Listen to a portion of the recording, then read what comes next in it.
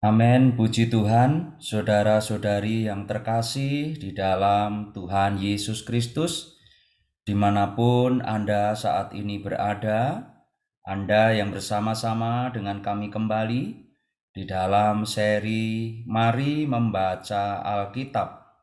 Dan saat ini kita akan membaca Injil Yohanes pasal yang ke-11. Namun sebelumnya, saudara-saudari, mari kita terlebih dahulu berdoa. Mari kita berdoa. Tuhan Yesus, Tuhan, kami sungguh bersyukur kepadamu. Engkau kembali memberikan waktu bagi kami untuk kembali kami bersama-sama membaca Alkitab. Tuhan, di dalam pembacaan kami terus terbuka kepadamu.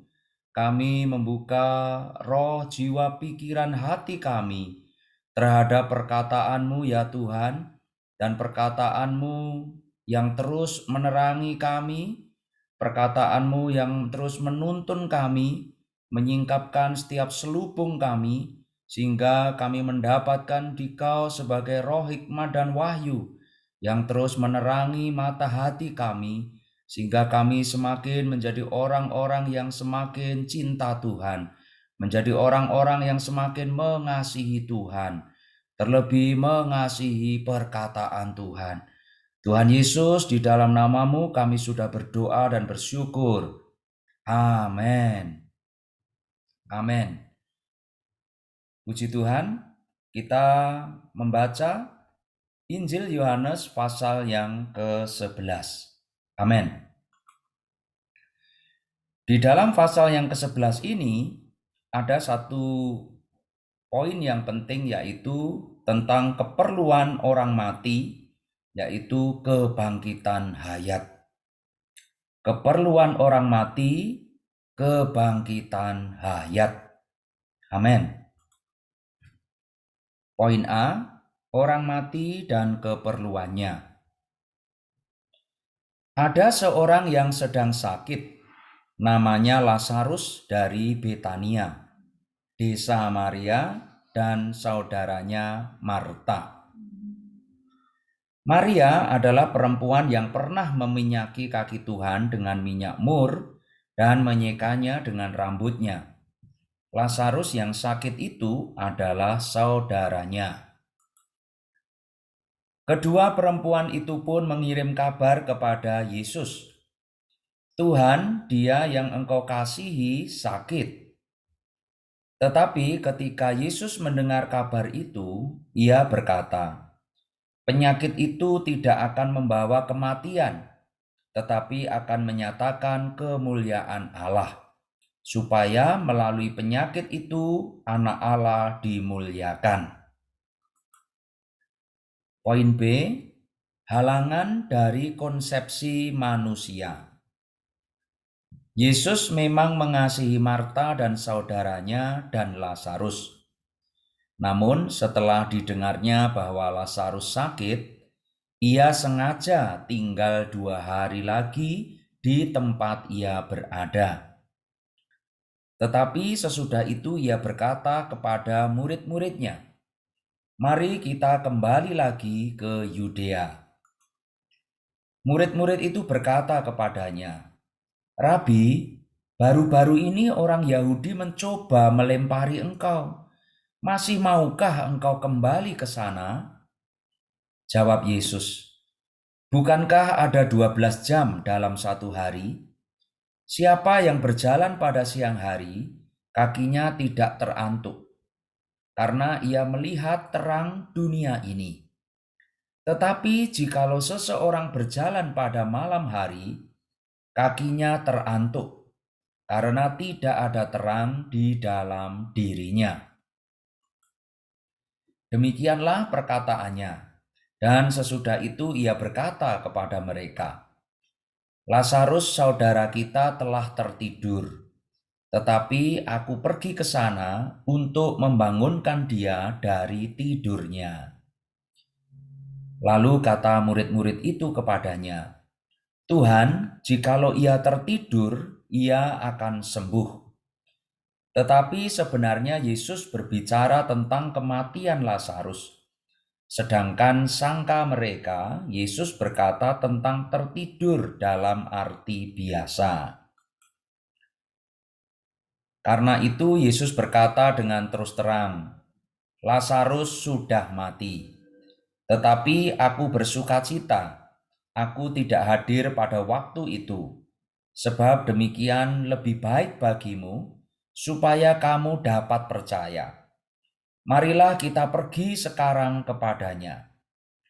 Lalu Thomas yang disebut Didimus berkata kepada teman-temannya, yaitu murid-murid yang lain, marilah kita pergi juga untuk mati bersama-sama dengan dia.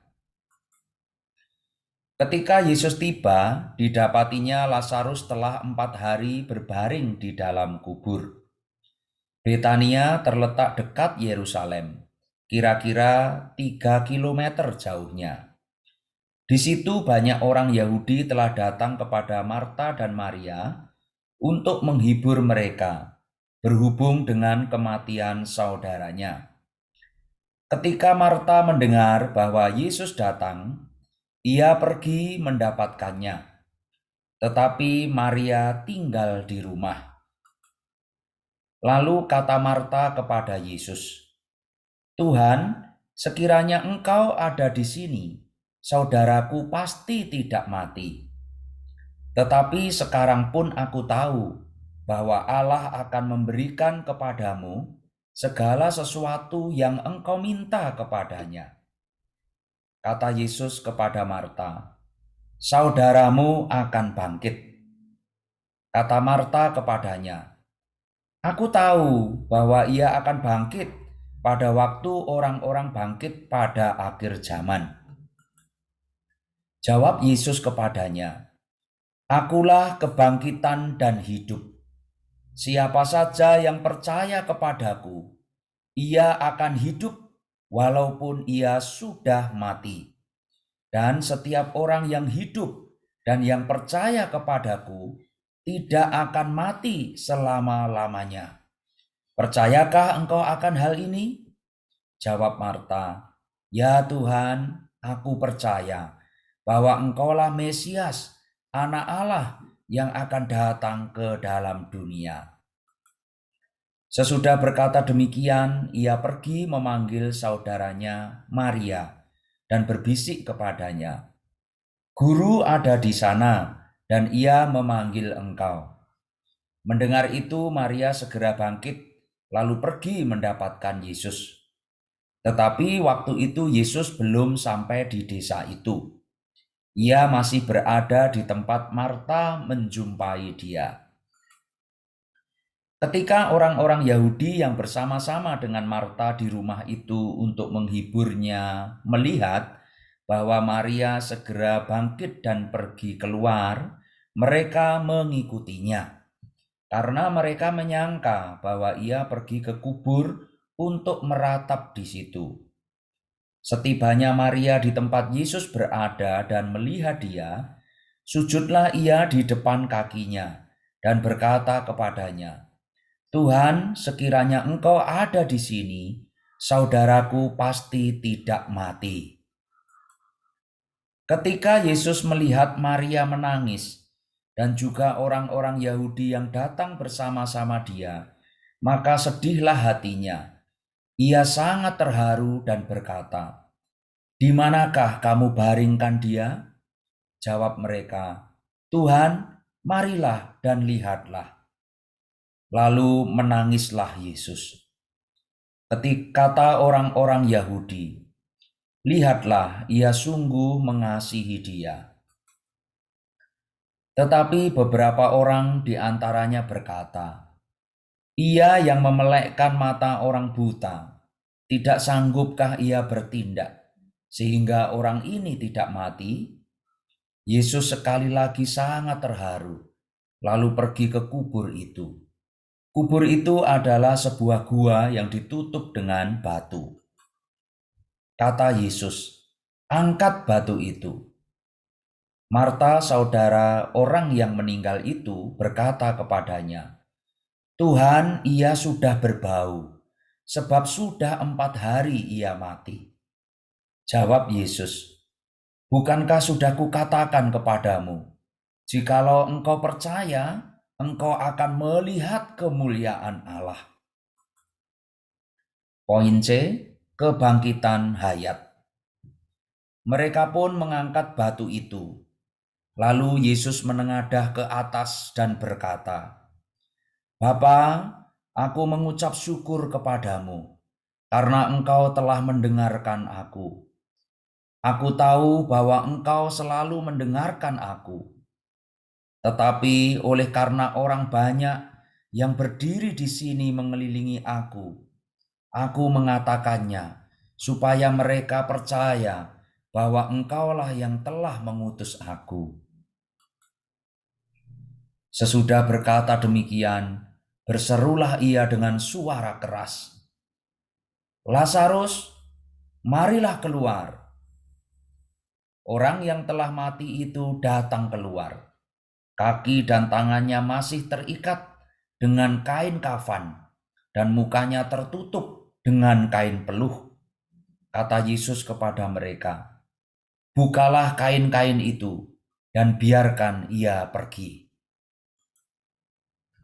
Poin D, persekongkolan agama dan kematian pengganti hayat untuk berhimpun anak-anak Allah. Banyak di antara orang-orang Yahudi yang datang melawat Maria dan yang menyaksikan sendiri apa yang telah dibuat Yesus percaya kepadanya. Tetapi beberapa di antara mereka pergi kepada orang-orang Farisi dan menceritakan kepada mereka apa yang telah dibuat Yesus itu. Lalu imam-imam kepala dan orang-orang Farisi memanggil mahkamah agama untuk berkumpul dengan mereka. Dan mereka berkata, "Apa yang harus kita lakukan? Sebab orang itu membuat banyak mukjizat. Apabila kita biarkan dia, maka semua orang akan percaya kepadanya, dan orang-orang Roma akan datang dan merampas tempat suci kita serta bangsa kita." Tetapi salah seorang di antara mereka, yaitu Kayafas, imam besar pada tahun itu, berkata kepada mereka, "Kamu tidak tahu apa-apa, dan kamu tidak insyaf bahwa lebih berguna bagimu jika satu orang mati untuk bangsa kita daripada seluruh bangsa kita ini binasa." Hal itu dikatakannya bukan dari dirinya sendiri, tetapi sebagai imam besar pada tahun itu, ia bernubuat bahwa Yesus akan mati untuk bangsa itu. Dan bukan untuk bangsa itu saja, tetapi juga untuk mengumpulkan dan mempersatukan anak-anak Allah yang tercerai-berai. Mulai hari itu, mereka sepakat untuk membunuh dia.